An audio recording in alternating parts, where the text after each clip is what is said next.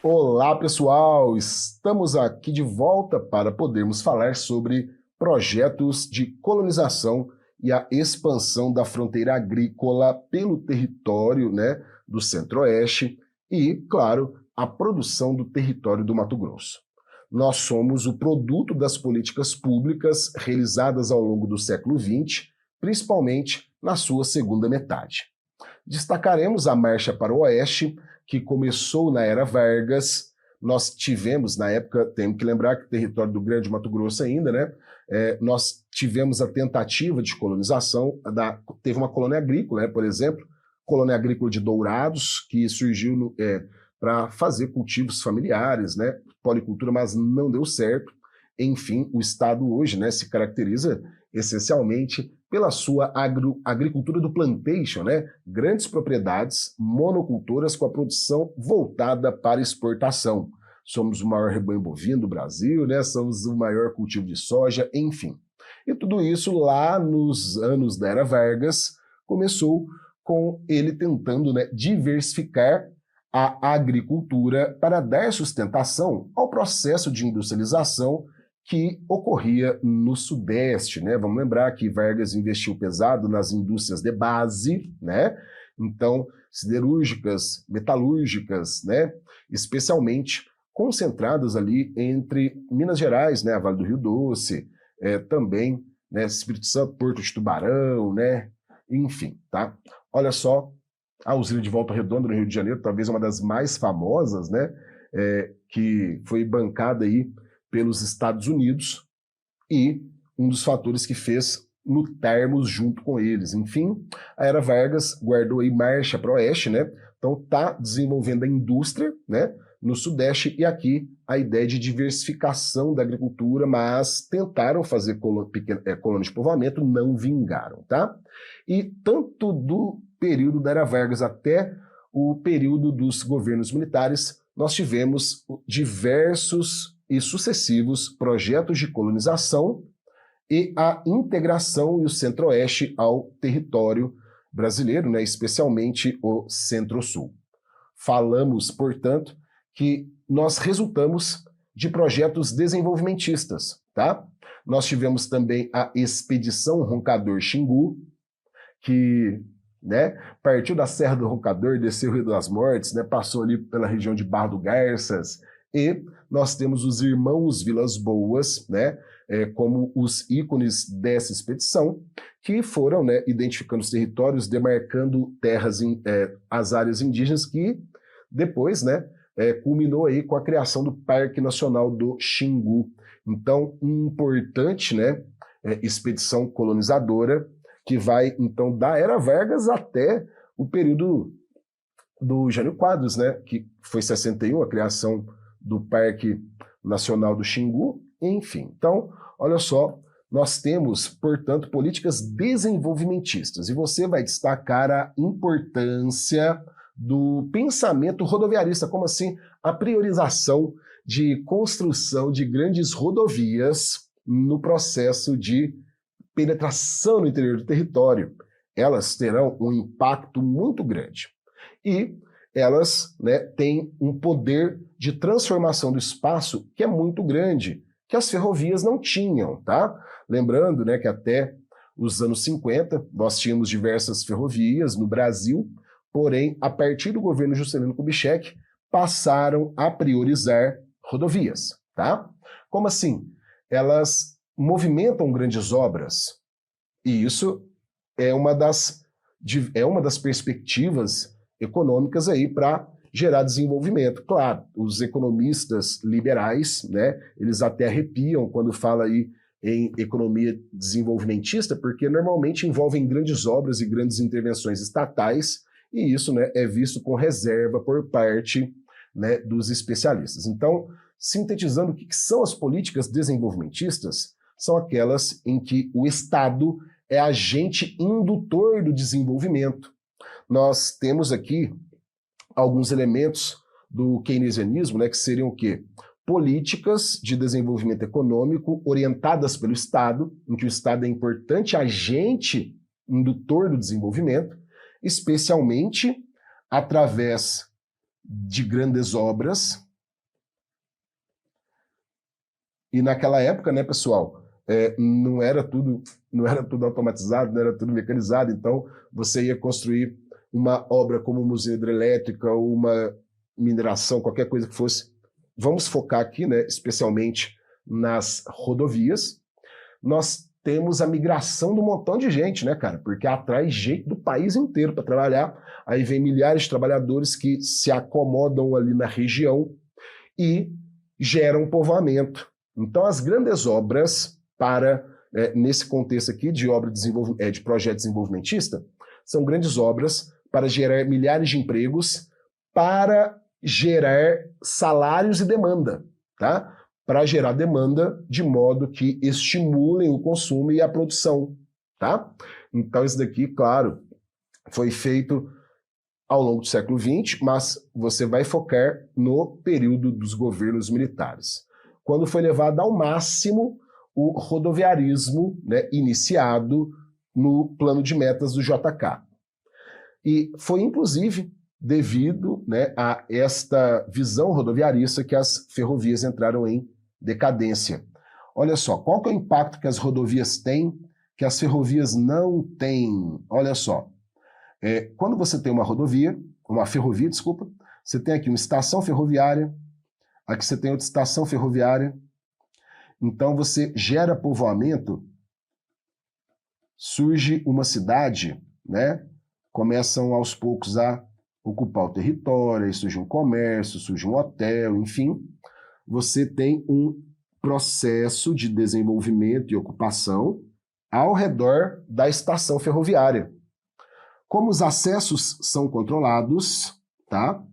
Você não tem proliferação de ocupação irregular, especialmente ao longo do trajeto da ferrovia. As rodovias, elas não têm os seus acessos controlados, né? Então começam a circular diversos fluxos, né? Fluxos de tudo, tanto dos bens legais, né? Quanto também dos ilegais, então, inclusive, contrabando, essas coisas, mas não é o foco. Olha só, as rodovias, vamos pensar aqui em uma atividade muito comum que está na fundação do Estado e gera aí bastantes discussões, que é o desmatamento, né? Lá nos anos 70 e nos anos 80, as famílias recebiam incentivos, né? Com terras vendidas a terras baratas, em alguns momentos até mais barato que o preço de mercado, tá? Como aqui nós sabemos, em 73, o governo do Mato Grosso colocou à venda 2 milhões de hectares de terra com preços praticados abaixo do mercado para empresas de colonização. Então, aqui eu quero destacar a participação das empreiteiras, tá? No processo de colonização. Então, as grandes obras rodoviárias, tá? Aí, por exemplo, elas começam a atrair muita gente, atrair muito imigrante, aí a obra para ou acaba, tem aquele mundão de gente, e as empreiteiras particulares, né, continuaram essas grandes obras, então foi uma geração de emprego contínua por 20 anos praticamente, né, foi um canteiro de obras enorme. Só que aí ocorrem não só as grandes obras regularmente, né, permitidas, mas aí olha o que aconteceu, o contexto mudou, né? Aí veio o processo de redemocratização do Brasil, aí no mundo se popularizou o conceito de sustentabilidade, aí no Brasil nós temos a criação do IBAMA, né?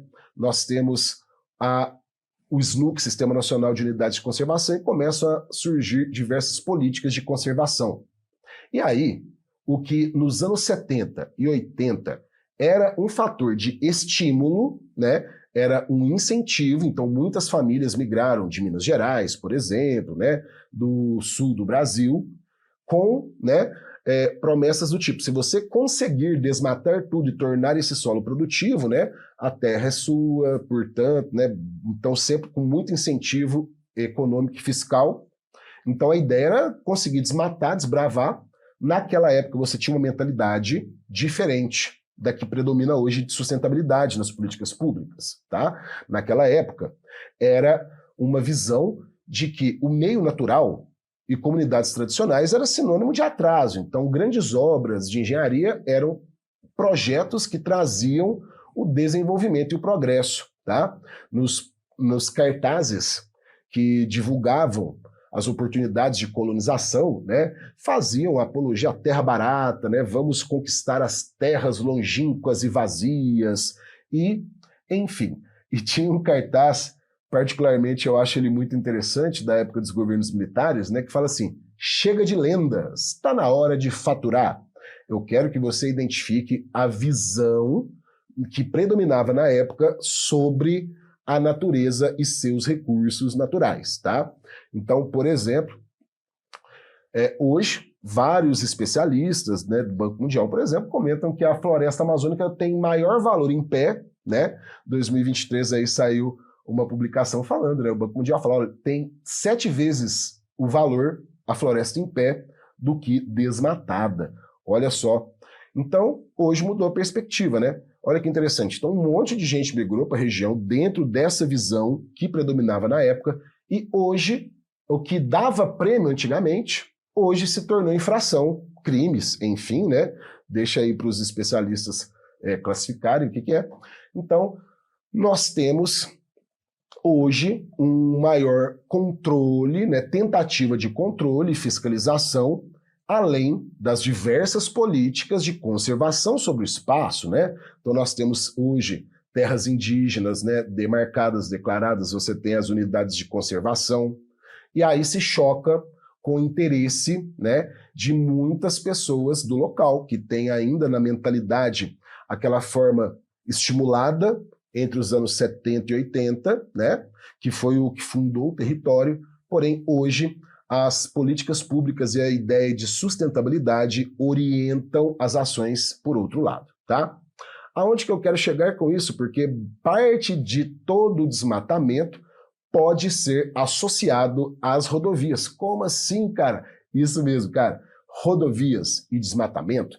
Se você quiser, dá um pulinho no meu Instagram, lá no IGTV, né, no IGTV, tem alguns vídeos que, entre eles, você vai encontrar 2 que são particularmente interessantes para o seu concurso, que são os rios voadores da Amazônia, tá?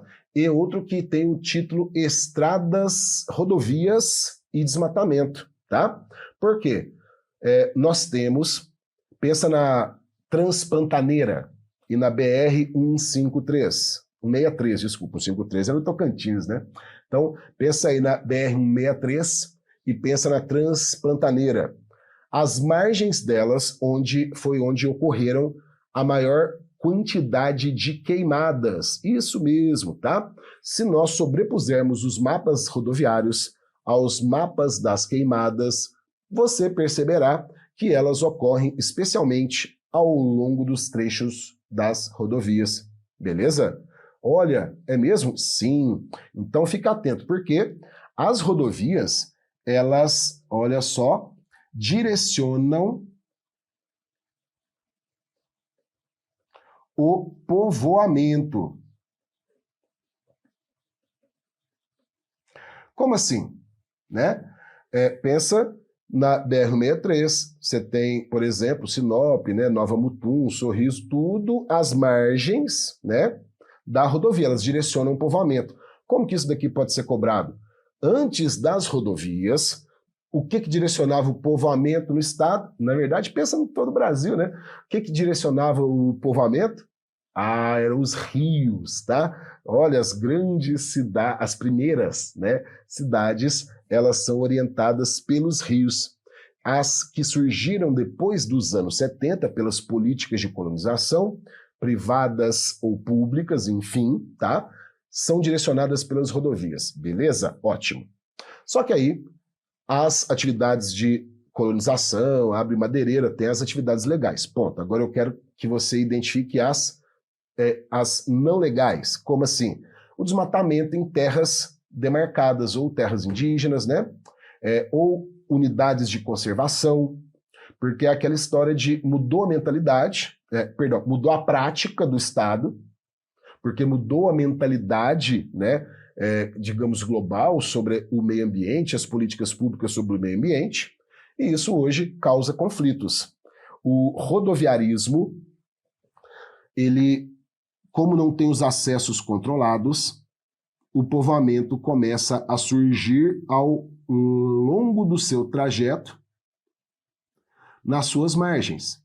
Então aqui vão surgir tantos projetos, né, em que o Estado contrata uma empresa para colonizar e fazer tudo, como também proliferam madeireiras ilegais. E aí desmatam essa madeira, depois vem uma empreiteira, loteia e vende. Isso é a grilagem de terras, tá? Então, as rodovias, elas provocam o aumento do desmatamento e da grilagem. E quando você olha de uma imagem aérea, você tem uma impressão de uma espinha de peixe.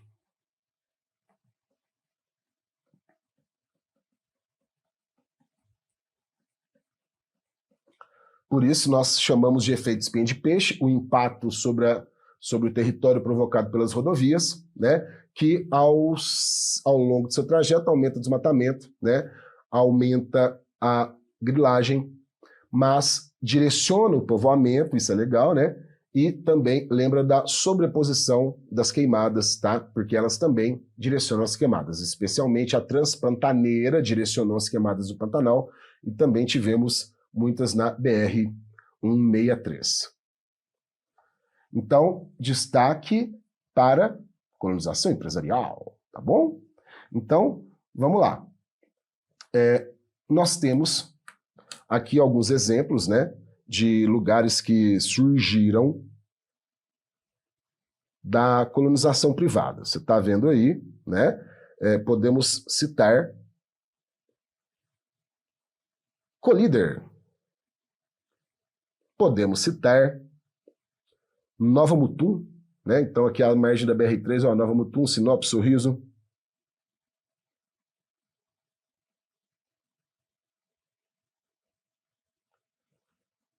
Parte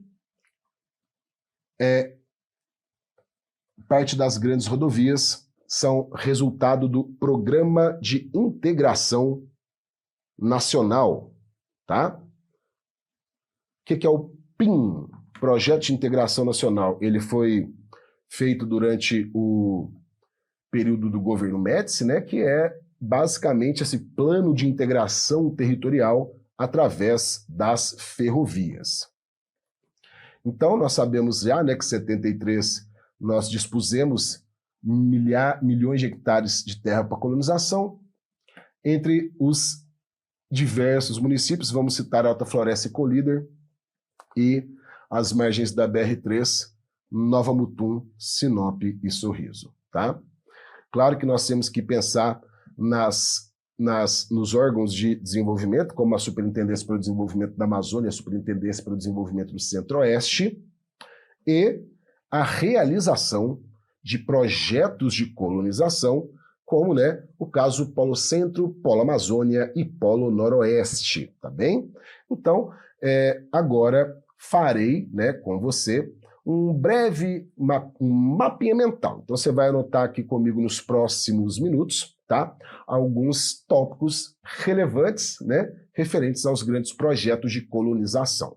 Então, lembrando que a expansão do agronegócio aconteceu depois dos anos 70, né, com a mecanização agropecuária também, viabilizado pelas rodovias que irradiam e permitem a penetração no território, tá?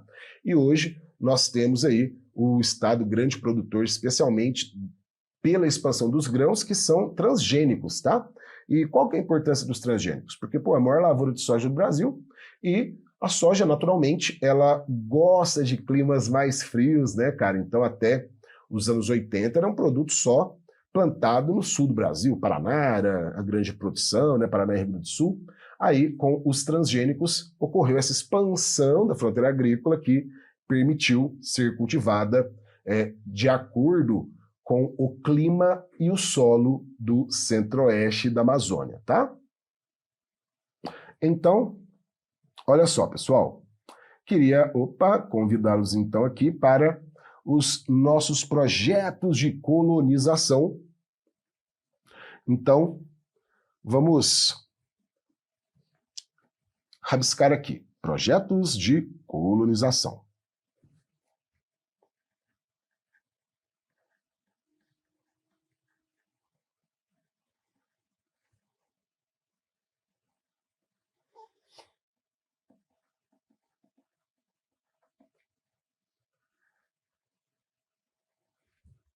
nós podemos, né, pensar aí que na época do início dos anos 70, quando começa tudo isso,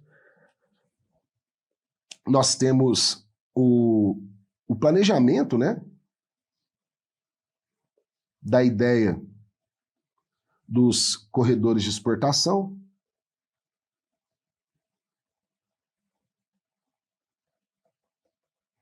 tá? Da ideia aí dos corredores de exportação.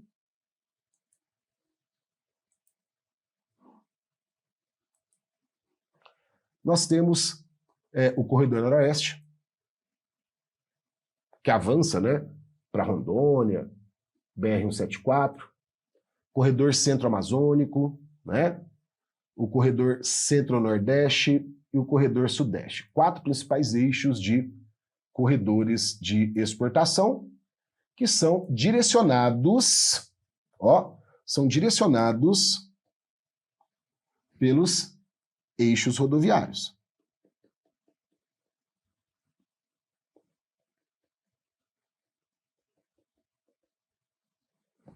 Pelos eixos rodoviários, tá? Por exemplo, corredor noroeste, BR-174,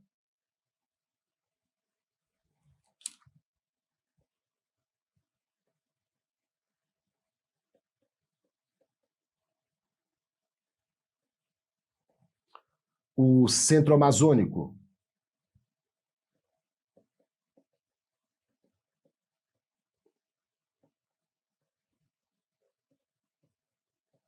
pela BR-163, tá? BR-163, que direciona o povoamento, a colonização e o surgimento de diversos municípios.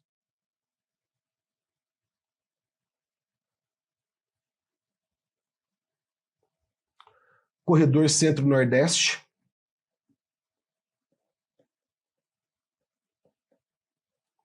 corredor Centro-Nordeste, a BR-158. E o eixo mais importante, né, o mais movimentado de todos, tá? O corredor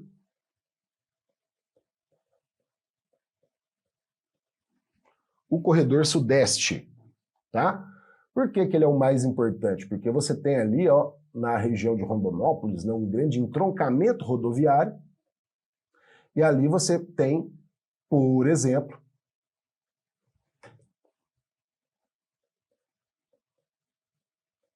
a BR-364, tá? Então, você tem não só a BR-364, mas o corredor sudeste, você tem um entroncamento com a 070, com a 158 também, tá? Então, pelo menos, vamos pensar aí nessas 3. Tem um eixo, na verdade, as 4 grandes, né? Tem trecho conectado da BR-163, da 158, da 364 e também 070.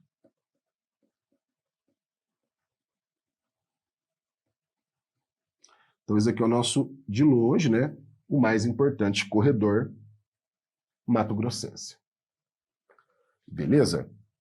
Então, olha só. A colonização, você sabe que ela foi essencialmente, pode ser oficial, pode ser a espontânea, tá?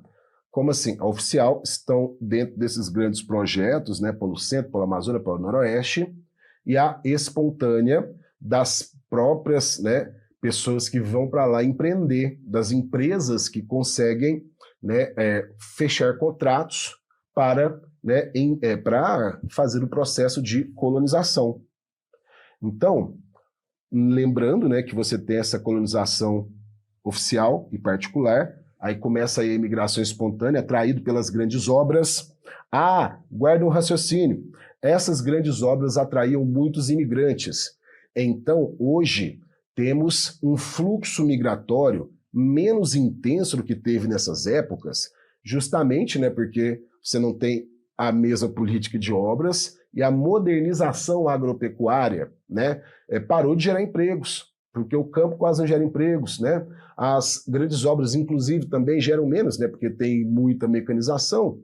Então, hoje, nós temos uma tração, né, populacional, especialmente por pessoas com maior qualificação, para trabalhar no georreferenciamento, né, no agronegócio, né, mais moderno. Então, hoje tem menor atratividade, porque a modernização diminuiu a geração de empregos. Beleza?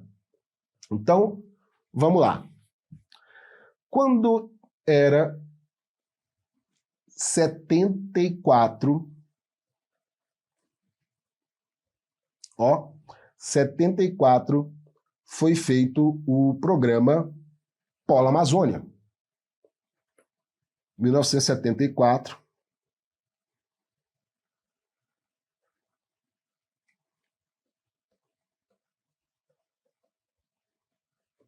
Que era chamado Programa de Polos Agrominerais, tá? Programas de polos agrominerais. Então, na região do Jurena, Xingu, Araguaia, tá? Então, polos agrominerais da Amazônia. Bora lá? Então,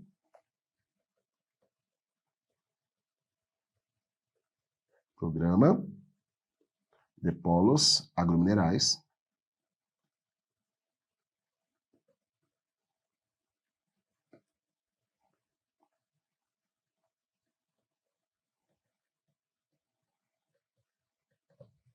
da Amazônia, tá? Então vamos pensar, foram aonde? Na região dos rios Xingu, Araguaia,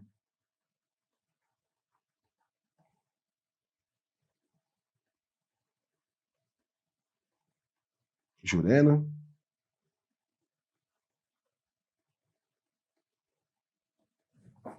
Aripuanã, né? Aripuanã, que foi fundada, né, colonizada lá na época da Era Vargas, pelo, né, interventor Júlio Miller, enfim. Então isso daqui desenvolveu bastante, né, essa região. E nós tivemos, especialmente lá no Pará, que foi o maior, né, foi o maior projeto nesse contexto, que era o projeto Grande Carajás, tá? E o programa de polos agrominerais, aqui vou falar do Pará, tá? Não é do nosso estado, mas é importante para contextualizar o plano geral, tá? Não teve nenhuma preocupação com preservação do meio ambiente. Como mencionei, predominava uma visão de que o meio ambiente era um entrave para o progresso, tá? Então, foi assim, desmatamento à solta e contaminação dos rios. Nossa, mas é uma loucura. Por exemplo, no Pará, ela tinha uma região de castanheiras históricas, né, seculares, né, uma produção muito farta, abundante, com diversas comunidades, foram todas desmatadas. E aí, nesses projetos, você precisa aí precisa investir em infraestrutura energética, né? E aí começam os impactos das usinas hidrelétricas construídas na região amazônica, né, que tiveram um impacto muito grande, mas nenhum impacto se compara com o que aconteceu lá em Tucuruí, né? Por quê? Porque eles criaram o projeto Grande Carajás, que é o maior projeto agromineral do mundo, aí tinha que ligar por ferrovia para exportar pelo Pará, pelo Maranhão, né, o porto de Itaqui, terminal Ponta da Madeira. E aí teve que construir também uma usina, só que além dos impactos, né, deslocamento populacional, enfim, o parâmetro técnico era desmatar pelo menos 85% da floresta, porque não se pode criar um lago artificial e deixar a floresta em decomposição, porque demora décadas. Isso tem como exemplo máximo o que foi feito no Amazonas, tá? Ao norte de Manaus, construíram a usina de Balbina na depressão amazônica, cara. Então, eles imaginaram X para cobrir o lago, cobriram 7 vezes. Eles não desmataram totalmente a área que era para ser coberta, Além disso, cobriu uma área 7 vezes maior. Até hoje, tem floresta putrefando e emitindo gases do efeito estufa, porque na decomposição da floresta é emitido gás carbônico e CO2. Os gases do efeito estufa, lembrando que o monóxido de carbono ele tem efeito menor que o metano CH4, que é 20 vezes mais poderoso que o CO2 para provocar efeito estufa, tá? Então, a ideia de sustentabilidade não passou pela cabeça na época de fazer as hidrelétricas. Porque energia limpa, verde, sustentável. Isso está incorporado ao pensamento e às políticas públicas atuais, né? Calcadas na ideia de sustentabilidade. Na época, não, era grandes obras, tá bem? E, no caso, né, Tucuruí e Baubina foram as piores. Tucuruí, eles começaram a desmatar, não tinha tempo, né, prazo, correndo e cobrança, não sei o quê. Aí, além de não terem desmatado a faixa indicada, eles tentaram acelerar o processo jogando agente laranja, né, que é aquela arma química que foi utilizada na Guerra do Vietnã, que é um agente desfoliante, né, para tentar acelerar o processo de desflorestamento, né, mas, enfim, quando for aberta aí as águas e para preencher a represa, o lago, né, aí foi várias faixas de floresta soterradas e ainda por cima, né, todo esse impacto na contaminação das águas feitas pelo agente laranja. Então aqui, ó, o Polo Amazônia não tinha nenhuma preocupação com a sustentabilidade. O que começará a aparecer aos poucos, antes mesmo do IBAMA, enfim, já começaram a pensar nisso, tá? Então, olha só. Em 75,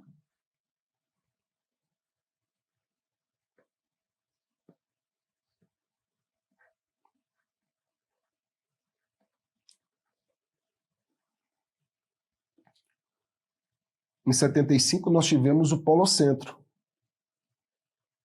Programa de Desenvolvimento do Cerrado.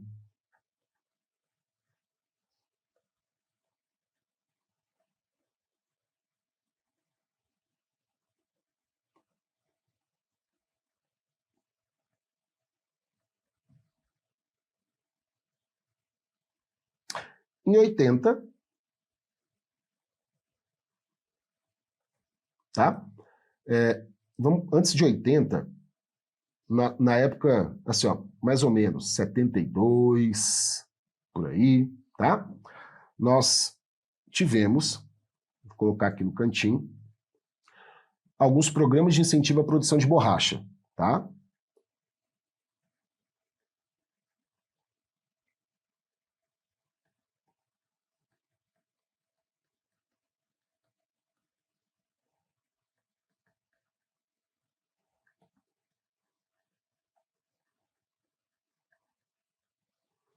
Programas de incentivo de produção de borracha, o ProBor,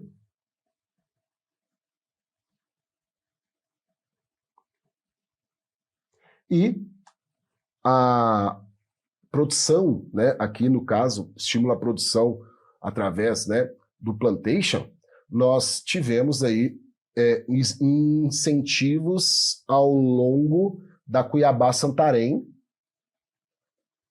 que é a BR-163, tá? Então aqui o ProBor, ao longo da Cuiabá-Santarém. Do nosso eixo centro-amazônico. Beleza? Olha, então, pessoal, continuando, tá? Olha só, tivemos esse projeto aqui da borracha, agora em 1980, nós tivemos o Polo Noroeste.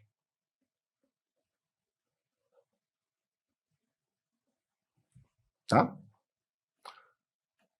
Deixa eu colocar aqui de vermelho.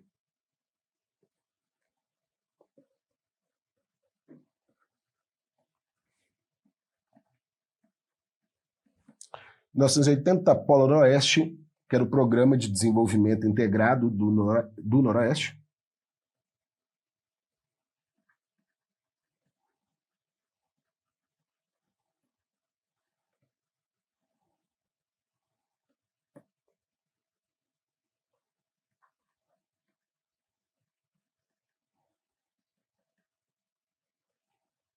Programa Integrado de Desenvolvimento do Noroeste,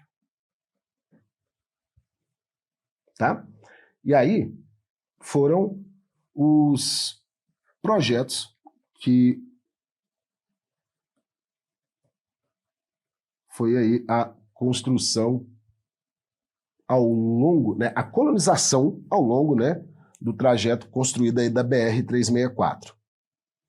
E aqui, tá, no Polo Noroeste, nós podemos destacar que foi um contexto aqui da BR-364 que acelerou os conflitos, tá?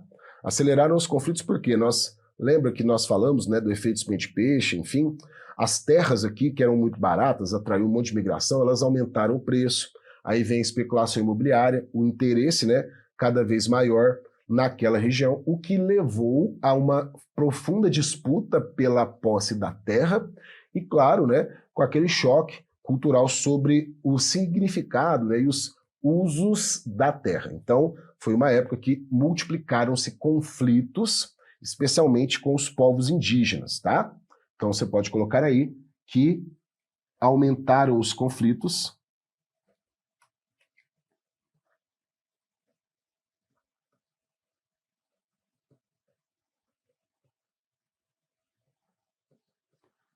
por exemplo, né, especialmente contra os indígenas. Então aqui foi um cerco, né?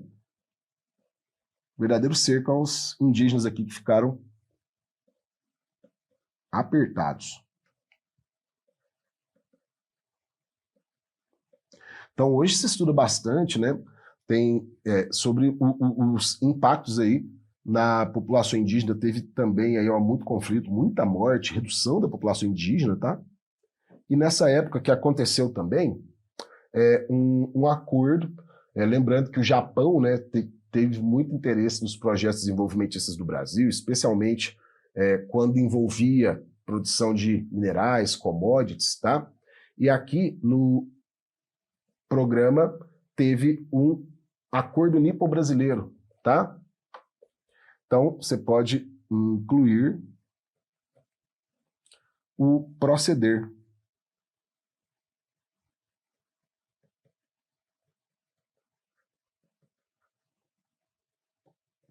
Acordo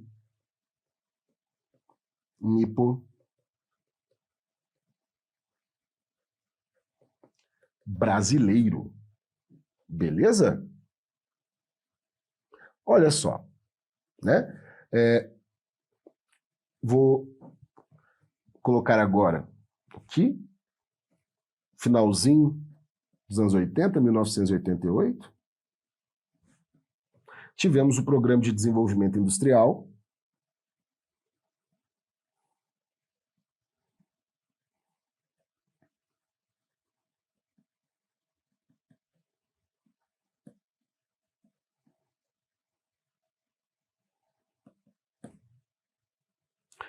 E foram construídos, né, distritos industriais, como Cuiabá, Rondonópolis, Cáceres, Barra do Garças, tá?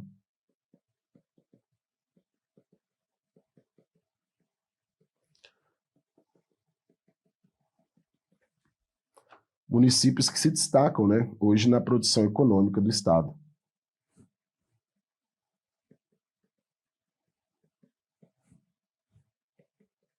Cuiabá, Rondonópolis, Barra do Garças,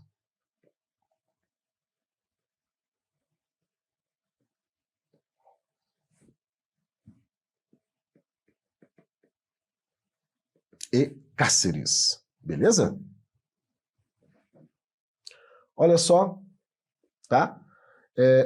Basicamente é isso aqui que eu gostaria que nós tivéssemos registrados, tá? Tivéssemos anotados, porque, em geral, a chance de ser cobrado um assunto desse é enorme, tá bom? É bem grande mesmo. Então, vamos lembrar aqui, ó, primeiro, corredores de exportação, 71, começaram a ser pensados, e até hoje eles são desenvolvidos, né? Então, aqui eu estou mencionando os 4 principais eixos, né? O Noroeste, o Centro-Amazônico, Centro-Nordeste e Sudeste. Lembrando que são sempre orientados pelos eixos viários respectivos, e o corredor sudeste, né, que permite a exportação tanto por Santos, mas principalmente por Paranaguá. Nosso entroncamento de modais de transportes, tá, é o mais importante. No início dos anos 70, tá, olha só, o Polo Amazônia, lembra aí do impacto ambiental enorme. Em 75, lembra do Polo Centro, tá? Então, nos anos 80, o Polo Noroeste, tá? E, claro, o Programa de Desenvolvimento Industrial e a construção desses, né, distritos industriais. Aí, entre os subprogramas, podemos destacar aí, né, lá na época, aqui do Polo Noroeste, o Acordo Nipo-Brasileiro, né, o Proceder, e o Probor, aqui, né, nos anos 70, que fora para incentivar a produção de borracha ao longo da Cuiabá-Santarém, beleza? Então, pessoal, é isso. Agora eu vou colocar aqui mais um projetinho, tá? Mais um projetinho. Já não é nenhum desses três, não, tá? Eles vão ficar aqui na lousa, mas eu quero falar agora dos outros projetos. Depois disso, né, acabou o período, né, dos anos 80, o Brasil se redemocratizou, a mudança no paradigma sobre o meio ambiente. Eu acho que talvez um dos temas, né, mais áridos desses é discutir isso, tá? Então, numa prova de concurso, certamente eles vão discutir no máximo o conceito, vão discutir no máximo os projetos, tá? Não espero que tenha pormenores, mas sim que identifique quais são, a lógica do funcionamento deles, tá? Então vale a pena ficar atento nesses programas. Então, quando começa o século XXI, começam os programas que consideram o desenvolvimento sustentável.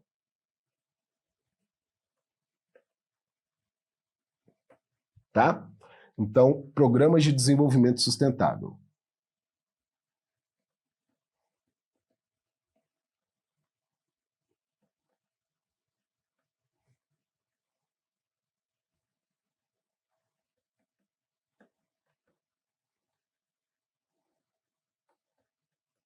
Então, os projetos todos que o Estado hoje realiza, tá? Eles sempre têm em mente a sustentabilidade, tá bom? Então, nós, lembrando, podemos destacar que nenhum desses três são sustentáveis, tá? Lembra aí do grande impacto. E eu quero destacar o Prodeagro,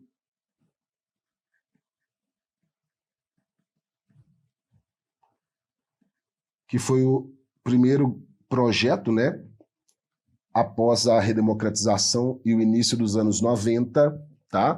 Por que temos que lembrar do início dos anos 90? Porque foi quando aconteceu a Eco 92, aqui no Brasil, né, no Rio de Janeiro, em que foi assinada a Carta Compromisso de adotar políticas públicas ligadas à sustentabilidade. Era chamada Agenda 21, tá? E aí, hoje é a Agenda 2030 e os ODS, 17 ODS, tá?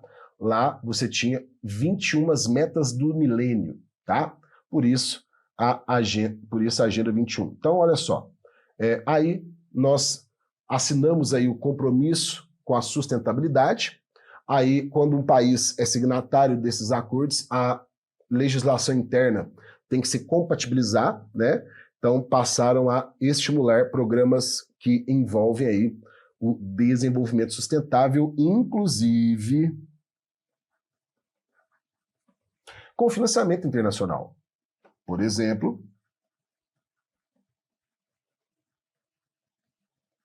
com grana do Banco Mundial, tá? Então, lembre-se aí, acontece no contexto da redemocratização.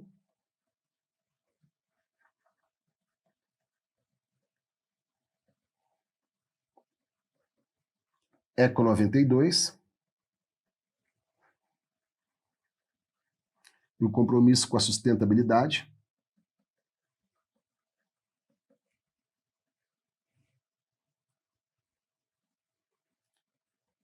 E a criação do IBAMA, tá? Veja só, depois, né, nós temos, mais tarde, né, 2001, 2002, nós temos aí as políticas, né, do SNUC, Sistema Nacional de Unidade de Conservação, né? Então, por exemplo, quando você tem um parque nacional, como é o caso do Parque Nacional da Chapada dos Guimarães, ele é criado pelo IBAMA e é gerido pelo Instituto Chico Mendes de Biodiversidade, tá? Então, guardou? É isso aí. Então, olha só, o Prodeagro, então, está nesse contexto do início dos anos 90, mudando o paradigma das políticas públicas, né? Então, esse daqui, olha, começou em 92, até aproximadamente, né, vamos colocar aí 2013. Então, nós temos o zoneamento econômico ecológico,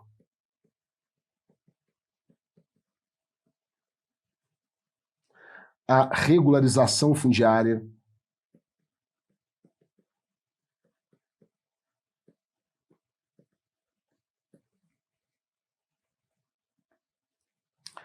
políticas de conservação, que temos que diferenciar de políticas de preservação, né, no sentido que preservação seria a manutenção integral ali, sem intervenção humana, e conservação é a conservação do meio prevendo usos sustentáveis. Então, também, ó, políticas de conservação, vamos lembrar aí do início, né, dos anos 2000, então início do século XXI, com o SNUC, Sistema Nacional de Unidades de Conservação, tá? E começam a dar maior importância proteção e controle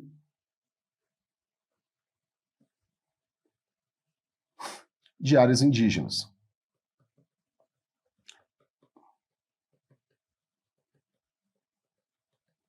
Tá? Dentro de sua ampla gama de diversidade, terras demarcadas, regularizadas, povos reconhecidos, enfim, né, você tem uma vasta possibilidade de categorização. Lembrando que somos, né, o segundo estado com maior quantidade de terras indígenas e a terceira maior população indígena, tá? Maior é Amazonas, depois população, tá? Mato Grosso do Sul, depois Mato Grosso. Agora, em área de terra indígena, Mato Grosso está na frente do Sul, beleza? Então, pessoal, fechando esse bloco, tá? Tudo isso que nós estamos falando, né, pormenorizando, faz parte dos projetos de colonização, expansão, integração ao território nacional, com parcerias público-privadas que viabilizaram a expansão da fronteira agropecuária e, a partir dos anos 70, tá, a mecanização do campo e a expansão do agronegócio, que foi maior e mais ampla a partir do início da proliferação das lavouras de soja transgênica, né? Lembrando que os grandes produtos, né, do estado, a soja e o milho, os dois são transgênicos, pois se adaptam a condições de clima e solo locais, além de serem altamente resistentes ao uso de agrotóxicos, e esse é um dos principais motivos para a utilização e, claro, levanta discussões sobre o abuso dessas substâncias. Então, pessoal, é isso aí, tá? Ficamos por aqui. Denso bloco, espero que tenha contemplado aí todo esse contexto e ajudado a compreender um pouco mais e esquematizar este importante tema. Pessoal, é isso aí. Cara amigo concurseiro, um grande abraço, bons estudos e foco no sucesso.